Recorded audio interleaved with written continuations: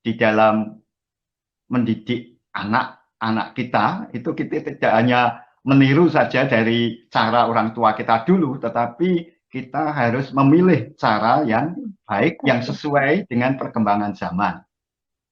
Sekarang zaman yang sudah maju, mungkin sarana untuk pendidikan itu sudah bermacam-macam, ya kita tidak mengikuti cara dulu, tapi mengikuti cara yang sesuai dengan perkembangan zaman.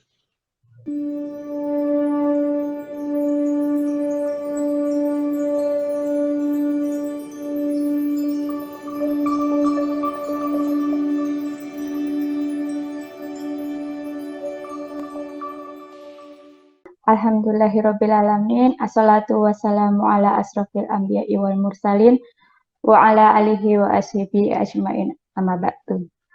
Pertama-tama, marilah kita panjatkan puji syukur kehadiran Allah Subhanahu wa Ta'ala yang telah memberikan rahmat-Nya sehingga kita dapat berjumpa malam ini pada majelis hari ini. Sebelumnya, perkenalkanlah saya Sofia Nurvita yang malam ini akan memandu diskusi pada malam hari ini. Materi atau diskusi pada malam hari ini akan membicarakan tentang pendidikan agama dalam keluarga dengan narasumber yang tentunya sudah tidak asing lagi, Bapak Dr. Andes Haji Yatimin. Selamat malam, Pak Yatimin. Selamat malam. Sehat-sehat, Bapak. Alhamdulillah. Alhamdulillah. Beliau adalah Ketua Umum Pedoman Besar Gerakan Ahmadiyah Indonesia. Jadi pada malam hari ini saya akan mengajukan beberapa pertanyaan yang mungkin akan dijawab dan akan dijelaskan oleh Bapak Yatimin.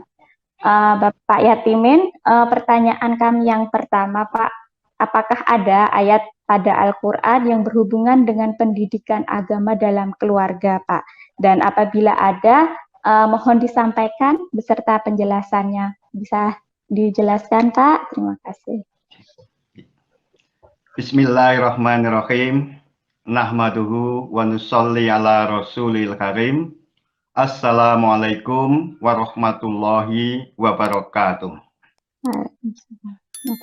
Sofia Nurvita yang saya sayangi, ini kebetulan anak saya sendiri.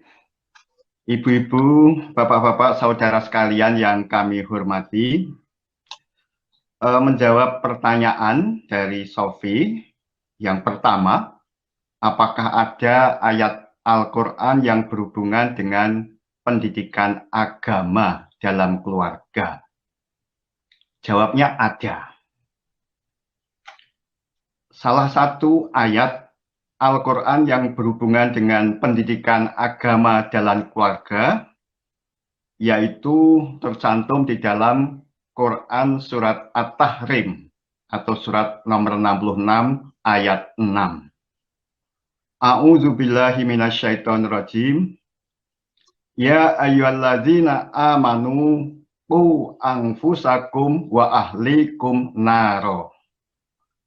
Wahai orang-orang yang beriman, jagalah atau selamatkanlah dirimu dan keluargamu dari neraka.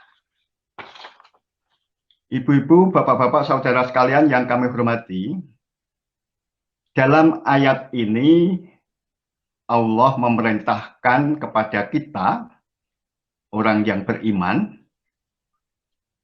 agar menjaga diri kita dan keluarga kita dari neraka. Nah, bagaimana caranya? Caranya antara lain yaitu dengan memberikan pendidikan atau dengan melalui pendidikan. Dengan memberikan pendidikan pada diri kita dan keluarga kita, terutama pendidikan agama, ini cara yang pertama. Kemudian cara yang lain yaitu dengan membimbing anak-anak kita atau keluarga kita untuk menjadi pribadi yang berakhlak mulia. untuk kedua hal ini Nabi kita Muhammad SAW bersabda, yaitu yang pertama tentang pendidikan. Nabi Muhammad SAW bersabda, "Man salaka torikon yaltamisu fihi ilman sahalallahu lahu torikon ilal jannah." Barang siapa meniti jalan untuk mencari ilmu, Allah akan mempermudah baginya jalan menuju surga. Hadis riwayat Ibnu Majah. Jadi dari ayat ini jelas bahwa dengan kita mencari ilmu atau anak-anak kita mencari ilmu, itu akan menuju ke surga. Sudah barang tentu ini akan menjauhi neraka gitu ya. Sehingga pendidikan ini adalah salah satu alternatif untuk menyelamatkan keluarga kita dari neraka. Kemudian sabda Nabi yang lain, "Manakhala walidun waladan min nakhilin afdola min adabin hasan." Tidak ada suatu pemberian seorang ayah kepada anaknya yang lebih utama daripada adab atau akhlak yang baik. Hadis riwayat Tirmidzi.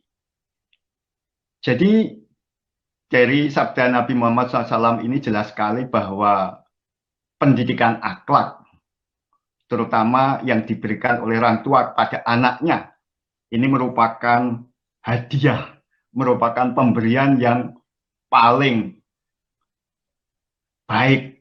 Tidak ada pemberian yang lain melebihi pemberian yang berupa didikan, bimbingan, akhlak yang mulia. Ibu-ibu, bapak-bapak, saudara sekalian yang kami hormati, selanjutnya terkait dengan ayat tadi, yaitu surat At-Tahrim ayat 6, dalam kenyataan hidup sering terjadi seseorang sebenarnya mengetahui kebenaran atau mengetahui hal yang benar. Tetapi karena keterikatan atau kecintaannya kepada istri dan anak-anak berlebihan, kadangkala seseorang itu mengingkari kebenaran dan hanya menuruti dengan melakukan apa yang diinginkan oleh istri dan anak-anaknya. Jadi ini seakan-akan mengorbankan kebenaran demi menuruti, memenuhi keinginan istri dan anak-anaknya. Mungkin karena kecintaannya yang melampaui batas terhadap istri dan anak. Nah, kalau ada orang yang punya sikap seperti ini sebenarnya bertentangan dengan firman Allah tadi. Karena sebagai ayah mungkin ini tidak bisa membimbing istri dan anak-anaknya supaya hidup dengan berjalan di atas jalan yang benar. Tidak bisa menjaga atau menyelamatkan istri dan anak-anaknya dari kehidupan neraka. Kemudian ada kenyataan yang lain juga, yaitu misalnya ada orang tua yang hanya memikirkan dan memperhatikan kebutuhan materi atau hal-hal yang bersifat duniawi untuk anak-anaknya. Sementara itu melupakan bahwa untuk kebaikan dan kehidupan anak-anaknya itu tidak cukup hanya dengan memenuhi kebutuhan materi.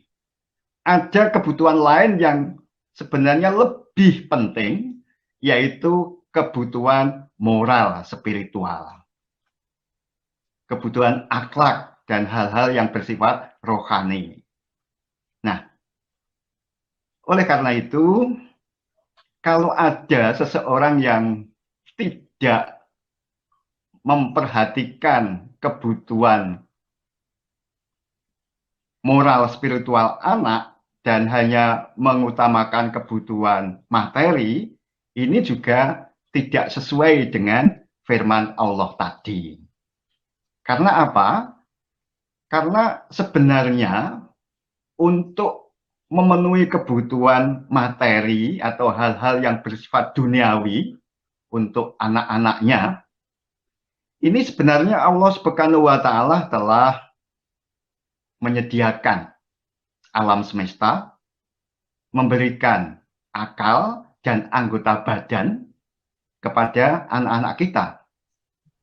Dengan modal itu, yaitu dengan adanya alam semesta dengan segala isinya, dan dengan diberikannya akal dan anggota badan, ini sebenarnya secara naluriah, anak itu sudah cukup mampu untuk memenuhi kebutuhan hidupnya, terutama kehidupan materi atau duniawi.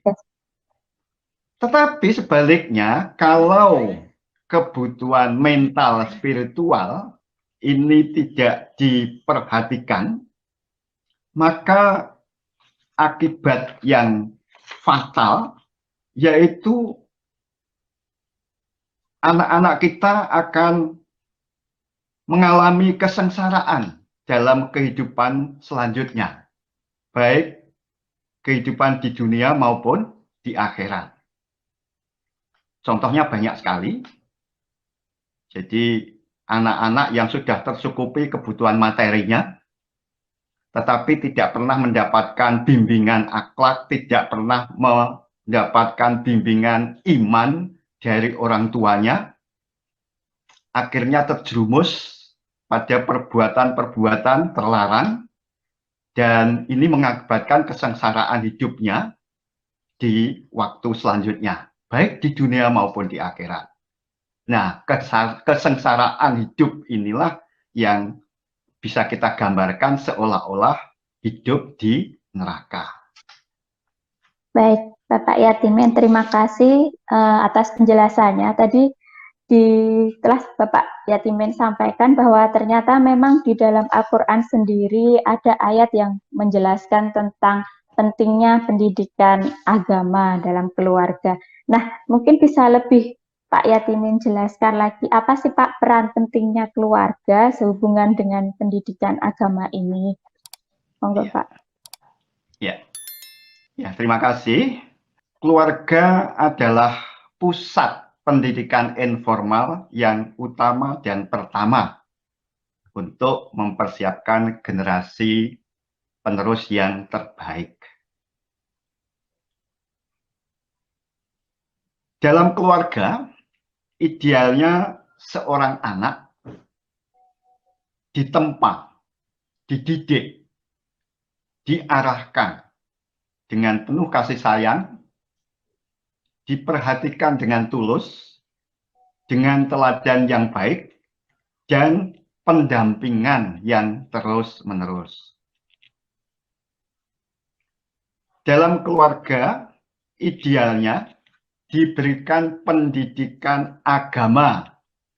Sekali lagi, dalam keluarga idealnya diberikan pendidikan agama sebagai fondasi dan bekal utama bagi anak-anak kita, bagi generasi penerus kita dalam mengarungi kehidupan yang penuh dinamika. Kemudian dalam memberikan pendidikan agama, ya khususnya pendidikan agama dalam keluarga, ini orang tua perlu memilih metode atau cara dan pendekatan yang baik, yang sesuai dengan perkembangan zaman. Jadi di dalam mendidik anak-anak kita, itu kita tidak hanya meniru saja dari cara orang tua kita dulu, tetapi kita harus memilih cara yang baik, yang sesuai dengan perkembangan zaman. Sekarang zaman yang sudah maju, mungkin sarana untuk pendidikan itu sudah bermacam-macam, ya kita tidak mengikuti cara dulu, tapi mengikuti cara yang sesuai dengan perkembangan zaman. Nah, jadi sekali lagi, dalam mendidik atau membimbing anak, kita tidak hanya dan tidak harus meniru cara mendidik orang tua kita terdahulu. Karena memang keadaannya berbeda. Jadi kita harus selalu siap mengikuti perubahan. Termasuk cara mendidik anak-anak kita sesuai dengan perubahan itu sendiri. Lain bulu, lain belalang. Lain dulu, lain sekarang.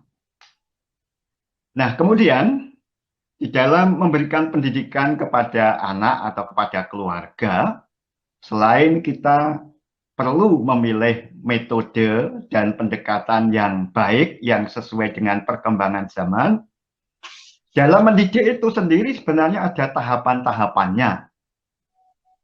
Jadi mendidik anak yang masih kecil itu berbeda sekali dengan mendidik anak yang sudah umur 7 tahun, 8 tahun, dan seterusnya. Nah, maka perlu saya sampaikan tahapan-tahapan dalam mendidik anak dalam keluarga untuk bisa tumbuh menjadi pribadi yang unggul. Itu yang pertama. Untuk anak yang berumur 0 sampai 6 tahun, orang tua seharusnya mendidik atau mengasuh mereka dengan cara yang lemah lembut, menyenangkan, penuh kasih sayang, dan menghindari kekerasan, seperti membentak-bentak, mencubit, memukul, dan sebagainya. Jadi ini untuk umur 0 sampai 6 tahun, itu cara mendidiknya yaitu dengan lemah lembut, dengan penuh kasih sayang, dan menghindari kekerasan. Karena kalau sampai terjadi kekerasan pada anak pada umur ini, yaitu umur 0 sampai 6 tahun, ini akibatnya bisa fatal. Di anak bisa trauma, dan ini membekas lama dalam kehidupan selanjutnya. Kemudian bisa juga orang tua mendidik anak itu dengan memberikan contoh yang baik, memberikan hypno-parenting, yaitu memberikan cerita-cerita pada anak-anak, jadi cerita yang baik sebelum anak itu tidur.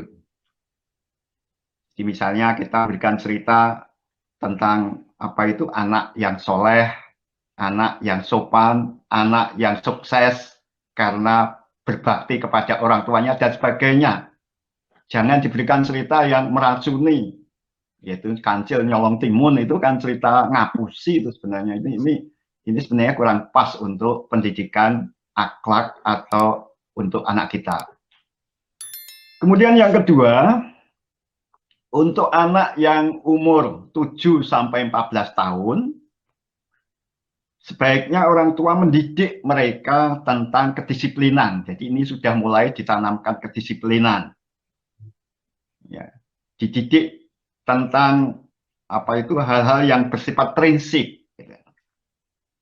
Dengan cara yang tegas, tapi tidak keras.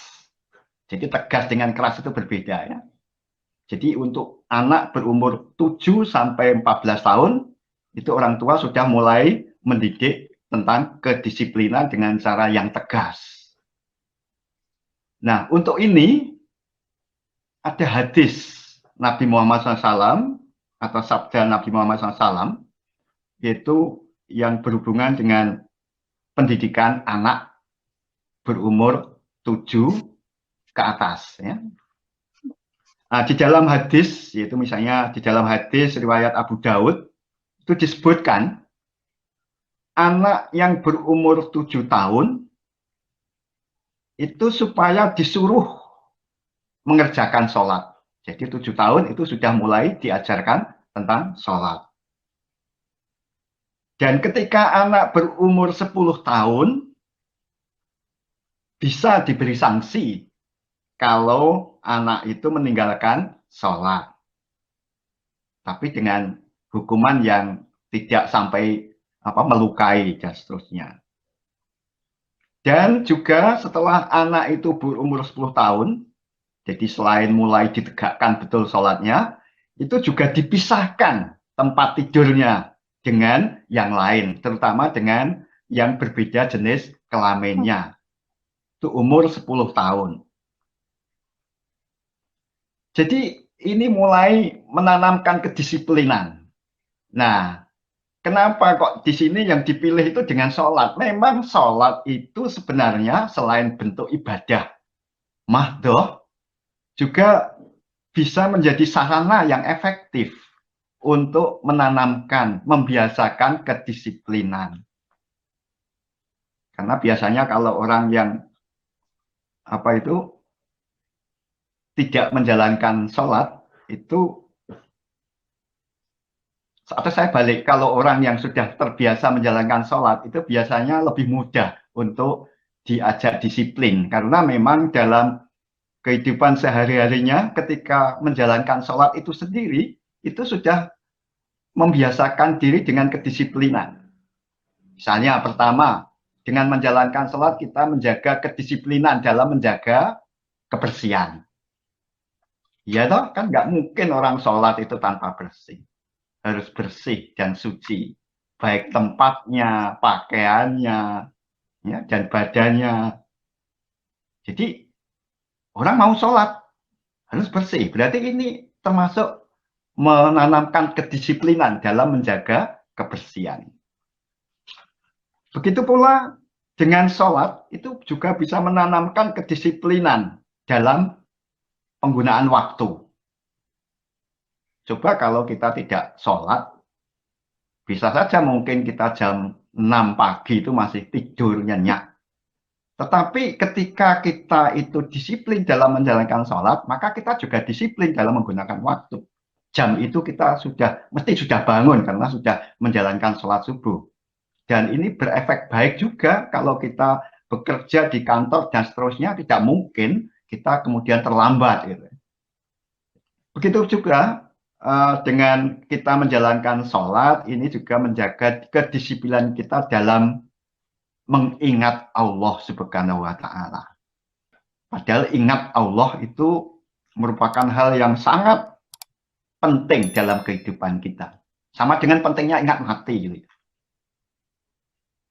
Orang kalau ingin selamat, ingin menjadi bijaksana, itu kuncinya yaitu banyak ingat mati, banyak ingat Allah. Dan dengan kita menjalankan sholat, itu mau tidak mau pasti kita akan ingat Allah. Karena sholat itu sendiri kan kita menghadap Allah, berkomunikasi dengan Allah Subhanahu wa Ta'ala. Dan ini tentu akan punya pengaruh positif dalam kehidupan kita dan nasib hidup kita. Kemudian yang ketiga, pada anak umur 14 sampai 21 tahun, ini orang tua juga sebaiknya mendidik mereka, tapi dengan cara yang berbeda. Bukan dengan lemah lembut, bukan hanya dengan menegakkan kedisiplinan, tapi yaitu dengan mengajak musyawarah. Dengan melatih anak itu untuk bisa mengemukakan pendapat. Jadi ini caranya berbeda memang.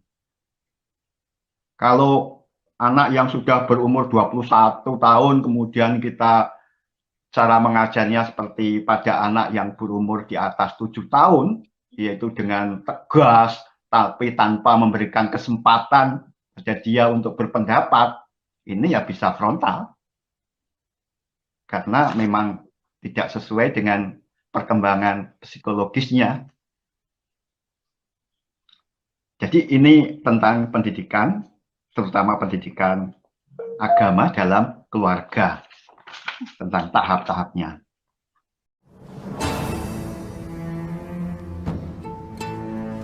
Thank you.